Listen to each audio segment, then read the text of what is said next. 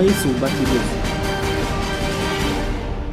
салом бинандагони азиз, пешниҳоди шумост барномаи суҳбати рӯз дар идомаи барномаҳои телевизиони Баҳористон. Дар ин барнома суҳбат мекунем роҷеъ ба хариду фурӯш ва истеҳсоли либосҳои мактабӣ дар ҷумҳурии Тоҷикистон. моро ҳамроҳ ҳастанд мутахассиси пешбари Вазорати саноат ва технологияҳои нави ҷумҳурии Тоҷикистон Акмал Шарифов. хуш омадед ба барномаи суҳбати рӯз. марҳамат, калиди суҳбат дар ихтиёри шумо аст.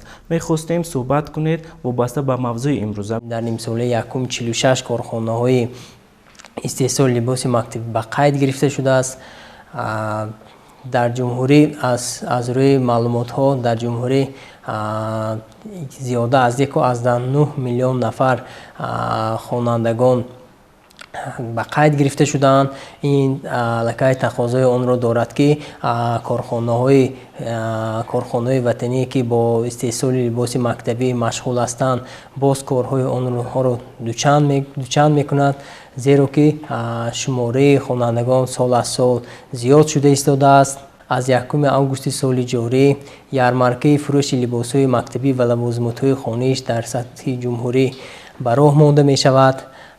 аллакай то ҳамин рӯз корхонаҳои ватание ки бо либосҳои мактабӣ машғул ҳастанд зиёда аз 227 000 дона либоси мактабӣ истеҳсол намуданд. дар ояндаҳои наздик низ духти либосҳои мактабӣ зиёд мегардад, зеро корхонаҳои ватанӣ бо раёсату шӯъбаҳои маорифи шаҳру ноҳияҳо ӯҳдадории худро қабул карданд. вобаста ба шартномаи баҳсшудаи корхонаҳо барои либоси мактабӣ ҳамарӯза фаъолият бурда истоданд. дар 5 соли охир дар шаҳру ноҳиё дар баробари корхонаҳои бузург корхонаҳои хурд низ фаъолият мекунанд. мехостем фаҳмида бошем ки то кадом андоза мувофиқи мақсад аст фаъолият кардану истеҳсол намудани либосҳои мактабӣ дар корхонаҳои хурд.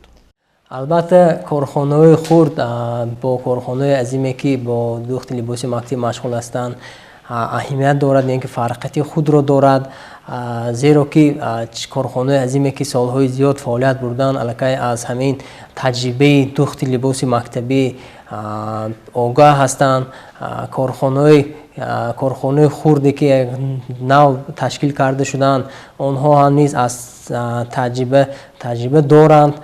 ман боварӣ дорам ки ба сифат ба духти либоси мактабӣ аҳамияти калон медиҳанд, яъне ки аҳамият медиҳанд ки то ки маҳсулоти истеҳсол намудашон мувофиқи талаботи тавсиявии Вазорати маориф бошад. инчунин боз як чизро қайд намоям ки дар 6 моҳи соли ҷорӣ боз 6 корхонаҳои нав ба фаъолият шурӯъ намуданд. инчунин яке аз онҳо дар ҳамкорӣ бо ҷамъияти саҳомии кушодаи ресандаи Қорғонтепа корхонаи Кота Глобал ба фаъолият шурӯъ кард. ин ширкати кореягӣ мебошад. мутахассисону дастгоҳи таҷҳизотҳо аз ҷумҳурии Корея ворид карда шудааст. ин аллакай тақозои онро дорад ки сифат, нарх ва духти либоси мактабӣ дар бозорҳои дохилии худомон аллакай мавқеи худро пайдо карда истодааст. мувофиқи таҳлилҳои оморӣ дар як сол анамин корхонаҳое ки имрӯз дар ҷумҳурии Тоҷикистон ҳамчун истеҳсолкунанда муаррифӣ шудаанд дар самти либосҳои мактабӣ чӣ қадар либос истеҳсол мекунанд? масалан дар соли 2016 корхонаҳои ватанӣ 1 миллион 7 000 дона либоси мактабӣ истеҳсол намуданд ва дар соли 2019 агар ба ин меъёр агар назар афканем агар аллакай ба 1 миллион 121 000 дона либоси мактабӣ истеҳсол намуданд ки аллакай тақозои онро дар ки сол аз сол ҳам талабот ва ҳам шумораи хонандагон зиёд шуда истодааст ва духти либоси мактабӣ ҳам сол аз сол зиёд шудааст. лекин чӣ хеле ки гуфтем талабот дар ҷумҳурӣ зиёда аз 1.9 миллион аст. ин ҳам лекин басанда нест. лекин вазорат дар доираи салоҳияти худ кӯшиш карда истодааст ки ҳамин барои додани аҳамият барои духти либоси мактабӣ ҳамасола гурӯҳи корӣ ташкил карда мешавад аз тарафи вазорат. ба шаҳру ноҳияҳо раҳсипор шуда دختی صفات و دختی لباس مکتبی اهمیت خاص داده می شود. سلامت باشید. تشکر زیاد. خوب اکنون صحبت میکنیم سری صفات. میخواستیم گفته باشید که تا کدام اندازه امروز لباسایی که دختی وطنی هستند برخورد ذوقی خوانندگان هستند و متایی که مثلا امروز در کارخانه‌های استحصال کننده دخته می شود از کجا دسترس کرده می شود؟ چی نظر دارید شما؟ سال از سال صفات و دختی لباس مکتبی بهتر شده ایستاده است. متای اساساً به جمهوری ما وارد می‌گردد، از جمهوری خلقی خیتای و جمهوری ازبکستان به ما وارد می‌گردد. در جمهوری ما نیست کارخانه‌ای که متا برای لباس مکتبی آماده کردن وجود دارد. این هم باشد جمعیت مسجدش محدود نساج خوجند که اقتدار سالانه آن در یک سال زیاده از 5 میلیون متر مربع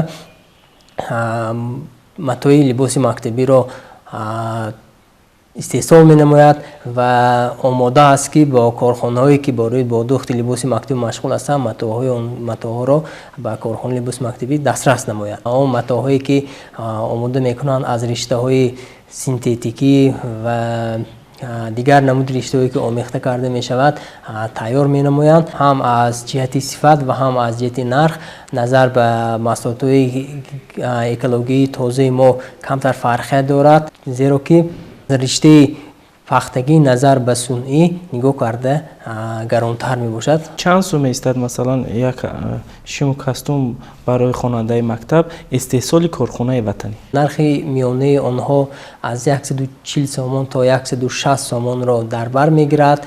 این نرخ گران نیست. کارخانه وطنی تا قدر امکان کوشش کرده ایستادند که همین نرخ محصولات وطنی را نظر به محصولات واردات و وصل کننده معتدل برای نگاه داشتم. همه ساله چقدر لباس در انبارهای کارخانه‌های استحصال کننده باقی میماند؟ در انبارها سال از سال از روی باقی مانده ذخیره ها جمع شده می‌ایستد و ذخیره هایی که در انبارها هست در سالهای آینده استفاده میبرند. تعداد آن در سال 2019 زیاده از 400,000 را در بر میگیرد. سبب اساسی در آن است که محصولاتی که استحصال می نمایند نه همه آن به صفت خوب دارد یا اینکه به چخلی که گفتیم باید بعضی کارخانه‌هایی که برای دخت لباس مکتبی مشغول هستند باید به خود یک دیزاینر رو به خود جلب کرده باشند تا که طلبات اهالی را آموخته شده به همون نگاه کرده لباس دوزند. تشکر زیاد. سلامت باشید. بینندگان عزیز، صحبت کردیم وابسته به خرید، فروش و استحصال لباس‌های مکتبی، چون که با آمدن سال تحصیل، با آغاز سال خوانش، طلبات والدان و خوانندگان به لباس مکتبی زیاد می‌گردد و اهمیت می‌دهند آنها به نرخ و ارزش و صفت لباس‌های مکتبی. ما نیز مقصد گذاشتیم که سر همین موضوع صحبت کرده باشیم و مهمان برنامه ما بودند متخصص پیشبری وزارت صنعت و تکنولوژی‌های نو جمهوری تاجیکستان اکمل شریفوف. باری دیگر خوش آمدید به برنامه صحبت روز. اگر از صحبت ما بهره برداشتید ما خرسندیم. خیر تا نزدیکترین دیدار. سلامت باشید.